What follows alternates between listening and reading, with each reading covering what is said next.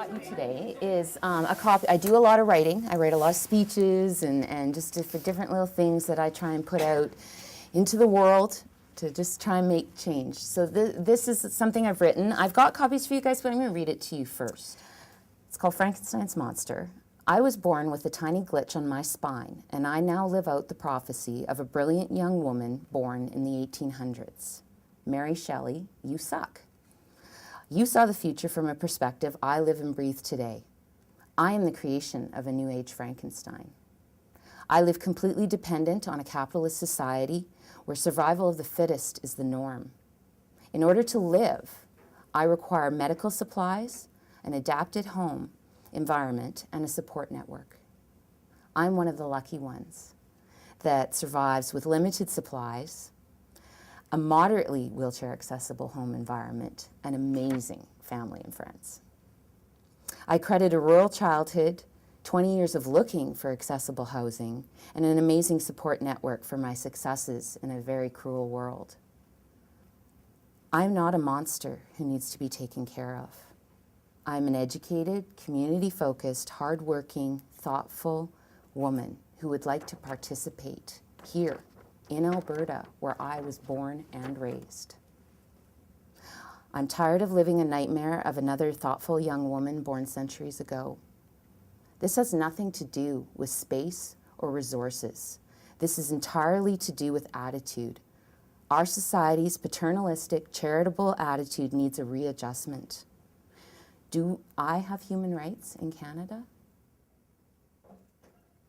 Heaven won't be crowded, and I'll bet it's wheelchair accessible. In Canada, we only have human rights, the Human Rights Act, to protect us. In other developed countries, they have specific government legislation specific to disability, like the Americans with Disabilities Act. They have another such thing in the UK. So as far as that goes, Canada's a little behind in that we have reactive laws rather than proactive laws.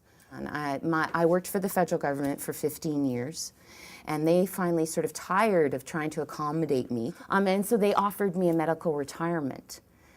That was really hard. That day I cried. Like, it was like further validation that I don't belong, that I can't do this. But I decided that I would use the pension that they were going to give me as my paycheck to advocate. And so I would keep working. I would work at my pace, on my hours, and know that, and see, and I get cheery because in essence, I've accomplished a lot more this way than I ever did in a regular job. And it is an honor to do the things that I've been able to do.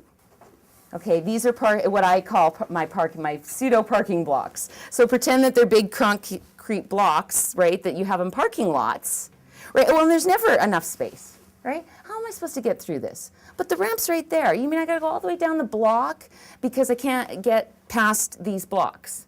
Well, I had a young woman of 21 years old show me that really all you have to do is this. Now, is that not amazing? Thank you. It always intrigues me why people feel sorry for me. Are you kidding? I went to the 1988 Paralympics for wheelchair basketball.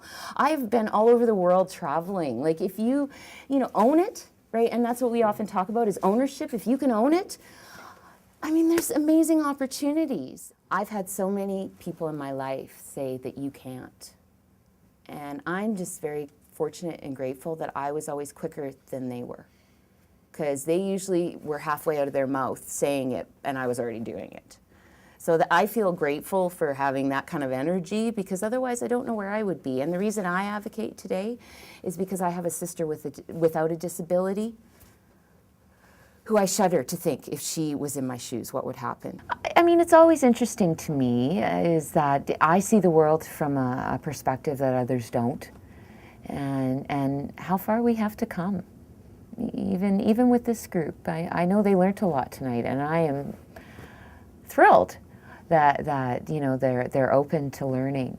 But I guess my hopes is that someday we're not teaching stuff about disability, because I think that the thing about disability that people don't realize is that we're in every other demographic group. We're in every other visible minority. we are everywhere. We are a part of society, the most diverse part.